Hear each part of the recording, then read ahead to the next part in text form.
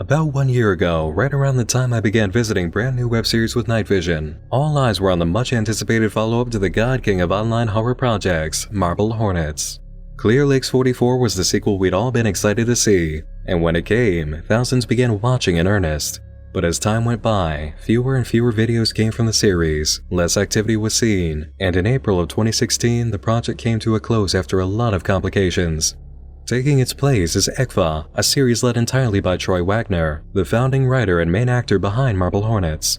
This pretty much guarantees that ECKVA will be a more concrete project and present a more cohesive creative vision than we had in Clear Lakes 44. This is, in effect, the true follow-up to Marble Hornets, and I'm happy to say that after seeing the latest episodes that came out, the evidence for ECKVA being a real successor to Marble Hornets is here.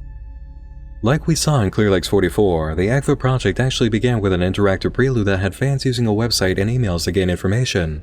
Events began on September 21st with a new tweet by the Clear Lakes 44 account, back when it was going under that name. I see with new eyes.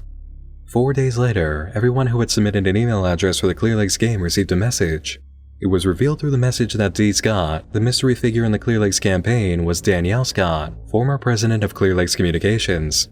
I say former president because the reveal came in a declaration that Clear Lakes had been purchased by a longtime rival, a television network with a name that was redacted. Ongoing financial issues and struggles to maintain decent ratings were cited as reasons for Clear Lakes going under, and Danielle Scott, who had been hired to help the company, just couldn't reverse the damage. 9 affiliate stations of Clear Lakes would be going off the air, and none provided a comment on the company transfer. Along with the email message, players received this picture revealing the name of the new series. The Marble Hornets Twitter account changed its name a day later to a series of symbols matching the censored name of Clear Lake's new owner. Its first tweet under a new name read, "Will you go as far as I have?" A new email was sent out on October 1st under the Danielle Scott address. Whoever runs Clear Lakes, now known as ECKVA, seems to be just fine with using old accounts.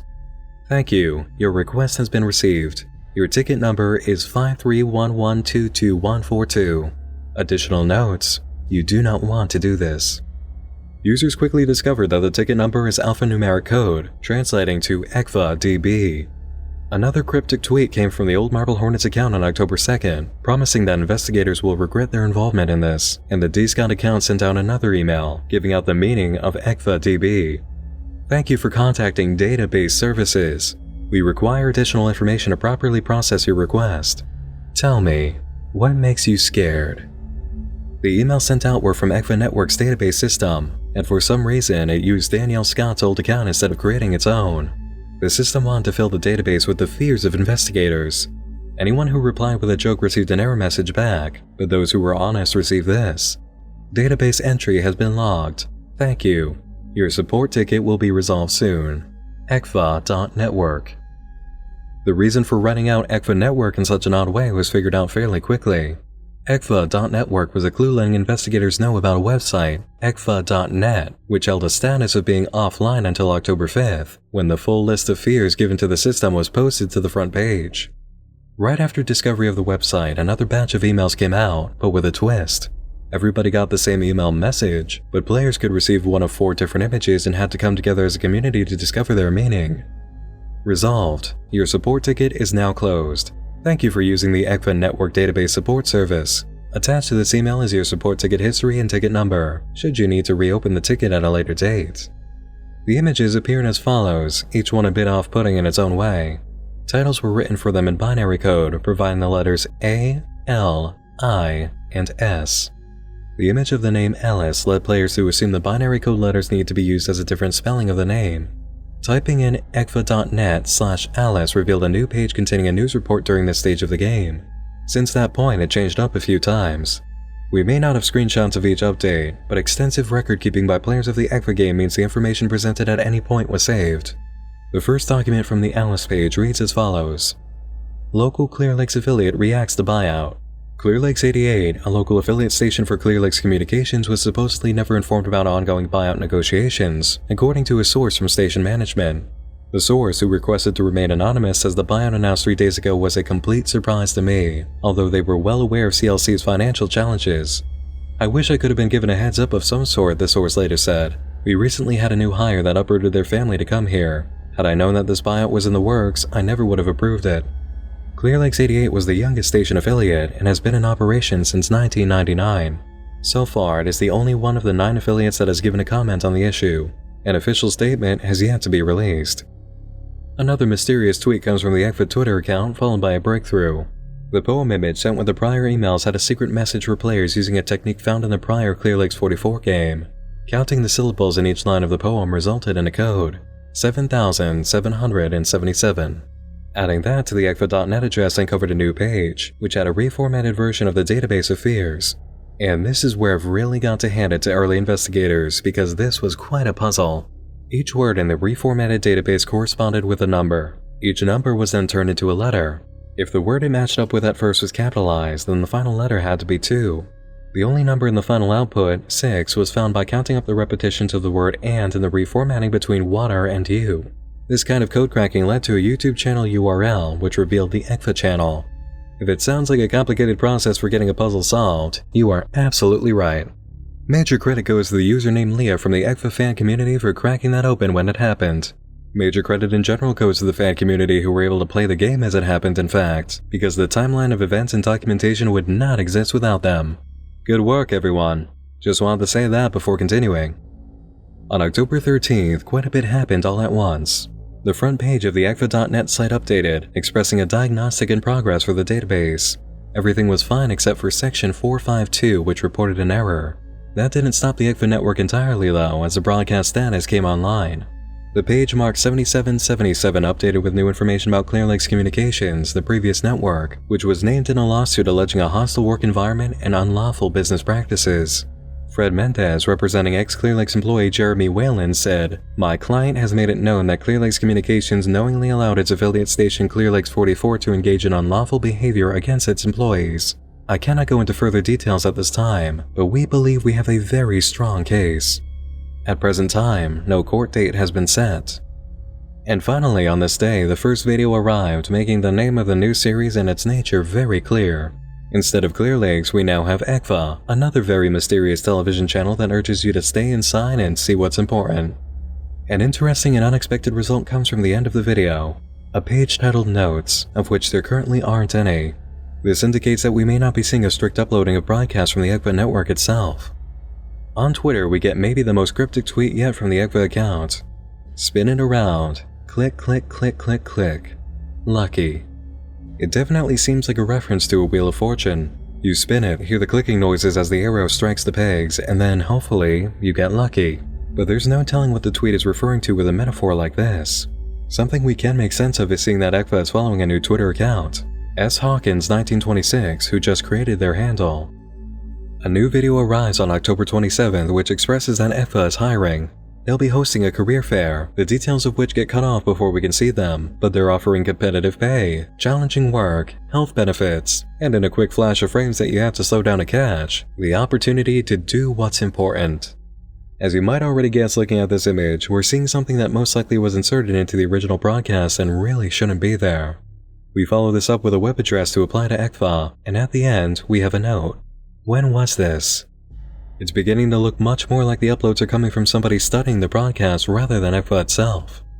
S. Hawkins 1926 on Twitter says, "I never saw that employment ad. It looks very old. A lot of people are mentioning me. I probably don't know much more than they do." Clearly, Hawkins is being addressed by those on Twitter who saw the ECKVA account was following them, but Hawkins doesn't know why they've been followed. On November 3rd, Hawkins clarifies precisely where they stand when it comes to ECKVA. "A lot of people are asking me this, but the only relation I have to ECKVA Network is that I had a job interview with them several years ago. I was applying for a lot of jobs back then, so I don't remember anything specific about my application. I wish I did. I haven't submitted an application from ECKVA.net/careers either. Seems like a bad idea to give info to a stranger like that. Come to think of it, my information was probably stored in a file somewhere before ECKVA shut down. It's possibly still out there somewhere." The career page from the ECKVA site has an image of the application and address to send a completed version, careers@ECKVA.net. The preliminary employment application seems way more like an information phishing tactic than a legitimate document. As Hawkins said, bad idea to give info to a stranger like that. Our new friend Hawkins becomes a more important figure on November 6 when they begin a series of tweets that continues the Prelude website game. "Got something weird in the mail today. No return address on the envelope. This card is all that was in it. 580412 is stamped on the back. Tried to make something with a binary on the front, but it just came out to gibberish. I think there might be something else there. I mean, with the numbers on the front, the placement of the ones and zeros might mean something. It may not be binary at all. Now, this puzzle cracking bit has a few steps involved, so you'll have to stay with me here. The numbers that make up the ECKVA title do have a meaning. They have two, actually. In order to begin making progress, players have to count the number of ones in each line going from left to right. That provides the code 95727. There are 9 ones in the first line, 5 in the second line, 7 in the third, and so on.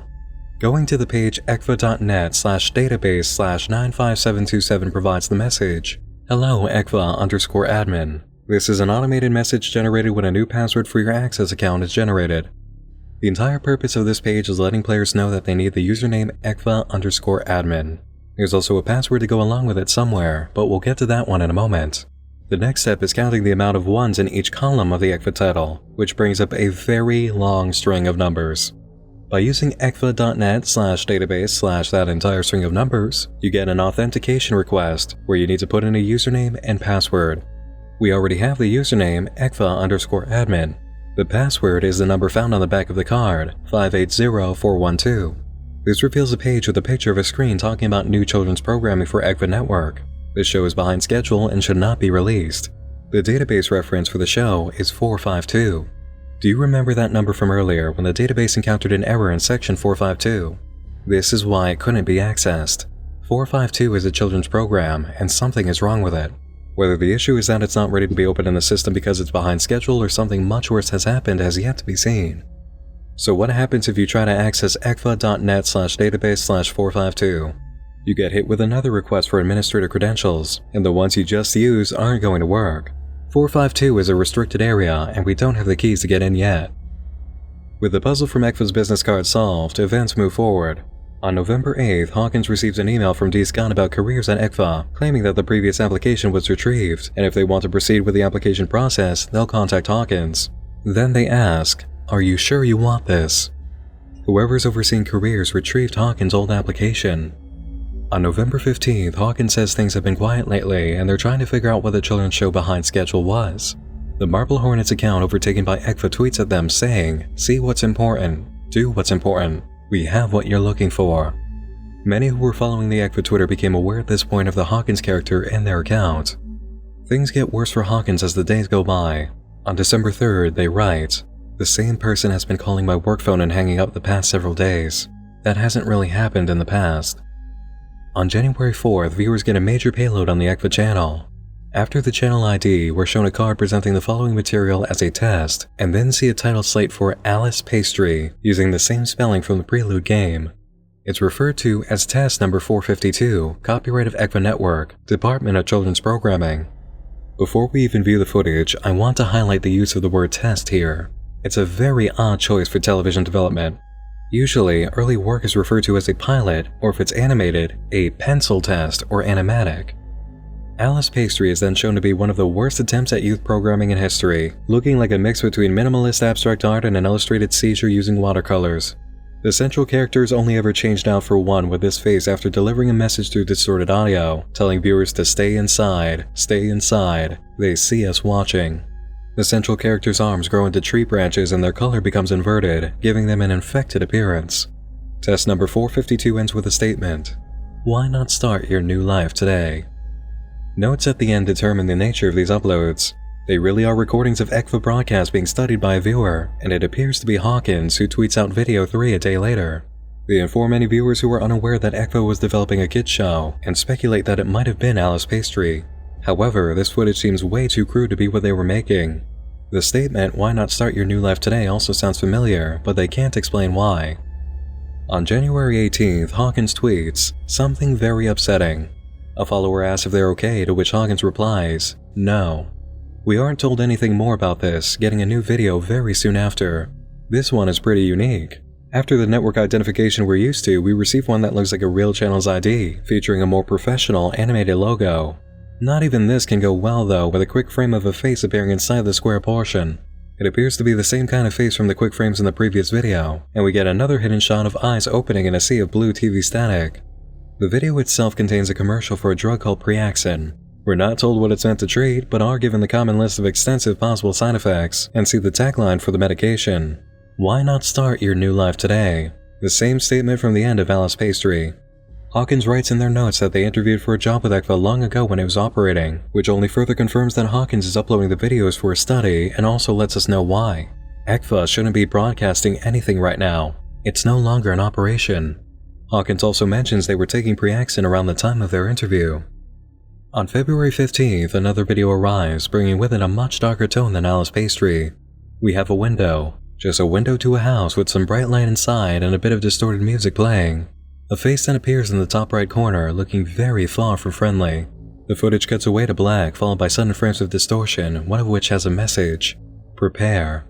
Viewers are then treated to a program interruption with important information delivered through audio. Normal ECKVA service has been interrupted to bring you an important service announcement. There will be a knock at the door. Do not open it. Stay inside for day and watch TV. This is very important. This is very important. Keep looking at me. Keep looking at me. Keep. Hawkins informs us the internet connection at their house was interrupted before the broadcast completed, feeding us a bit more information about their method for capturing ECKVA footage. The internet failure caused the auto-upload they built to be cut short. They'll be driving out to the house to see what happened. On March 2nd, Hawkins updates us from the house over Twitter. Every time I come here, it seems something new is broken. Getting video on my phone while I'm here in case I find anything unexpected. 1 week later, we receive video 6, the first to feature anything outside of an ECKVA broadcast, and finally we get to understand just what the situation is and why Hawkins is involved. They inherited a house in the countryside years ago that's been left abandoned. While cleaning it out one day, they found that ECKVA network was broadcasting in the area, which was odd because that network apparently shouldn't have existed anymore. Hawkins set up a station monitor inside the house to catch any broadcasts that came through, instantly record them, and upload the video to a home computer. That's why the internet failure during the previous upload caused it to be cut short. Some faulty wiring is seen as the cause for recording interruption, but Hawkins fixes the issue, gets their setup going again, and leaves the house. They bring up that another broadcast had already been detected by the time they got home. As usual, the ECKVA ID we're used to is seen, followed by a system refreshing its receiver list, displayed in the same style seen through D. Scott's emails. One receiver of null is online, an exception has occurred in the system, and the station will now be running something titled Brightest Light. The next portion is pretty terrifying for anybody in Hawkins' position. A very creepy face asking if they regret leaving. This is not lost on Hawkins at all, who writes in their notes, "Was it waiting on me?" And as of my recording for this episode of Night Vision, that's all that's happened in the world of ECKVA. The true follow-up to Marble Hornets has finally arrived. And I do mean finally. A lot of viewers have asked me to cover ECKVA or say something about it after its premiere, and while I was fully aware of ECKVA and following along on my own time, I just wasn't ready to give this full clearance for Night Vision. One of the hardest parts about the whole situation with Clear Lakes was watching something that just didn't feel like a worthy companion to Marble Hornets. It was missing coherency and a human touch, putting way too much space between viewers and characters, and presenting itself with more mystery and style than substance and heart. Getting invested in something takes more than having a cool idea or creepy things in it. You need some form of communication and humanity, something that speaks to you instead of simply making you a fly on the wall that only gets more confused and annoyed as you keep seeing things you don't understand. ECKVA was, for a few episodes, making the same mistakes that put a bad taste in my mouth from Clear Lakes 44. But I can tell you with 100% honesty that while watching ECKVA 6, I finally felt like I had come home to the world of Marble Hornets. Finally, it felt like a sequel to the property I love. Watching Hawkins, this investigator character walking around this abandoned old house, explaining things quickly and to the point in white font over live action, getting wrapped up in this big mystery that we can actually understand by following along and hearing about from a human being. It felt right. It felt like coming home and seeing that somebody remodeled half the house and it's kind of new, but it's still the same house, just with an exciting new look and feeling that adds to the ones that you've already felt. ECKVA took a while. It took some time to make it very clear the channel was being maintained by a regular investigator character. It took a while to show there was an actual human touch involved. It took a while to give me a reason to be invested in this creepy mystery. But it made it. It happened. I'm in. The trepidation I felt as Clear Lakes 44 went on and started to fold on itself is no longer present. To be totally honest, Clear Lakes was very tough for me to cover as it went on, and I think a lot of viewers could tell I wasn't nearly as into it halfway through as I had been at the start. I kept holding out hope for things to work, but I wasn't feeling the magic, and it was too painful to come right out and say that. It wasn't a good series, but we all know now that there were a lot of very heavy issues behind the scenes hindering the results. ECKVA was taking its time to show off the magic as well, which is why I waited this long to say anything. But man, Video 6 really makes the grade, and everything that came before it feels better now. Video 6 makes me like everything else involved 5 times more than I already did. We have context, we understand, we can see what the situation is. Some very freaky person is broadcasting a dead TV network's content for reasons we don't know. It's been chopped up and edited into something disturbing. And now Hawkins, this average person going out of their way to investigate, is being targeted for looking into it. I'm sold. This is the premise I expected out of Clear Lakes 44. And this is the premise I want to keep watching and feel good about recommending. ECKVA is the successor to Marble Hornets that we deserve, and the Hawkins character is one I'm happy to follow. Also, I'm going to put this forward now as a possibility I'm beginning to suspect. Preaxin might just be the medication used by Tim and Brian in Marble Hornets to keep the operator off their heads. It would be a very smart way to tie things together, but if it turns out to be completely unrelated, I'm still highly interested in learning about Preaxin. I'm highly interested in general. The verdict is out. ECKVA is a series you can believe in. Go subscribe to the channel, follow the old Marble Hornets account and Hawkins on Twitter if you haven't already, and start poking around the ECKVA website. Here's a list of all the pages that have already been uncovered. Thanks to all of you for watching this long-awaited episode of Night Vision, and thanks to all of my supporters on Patreon.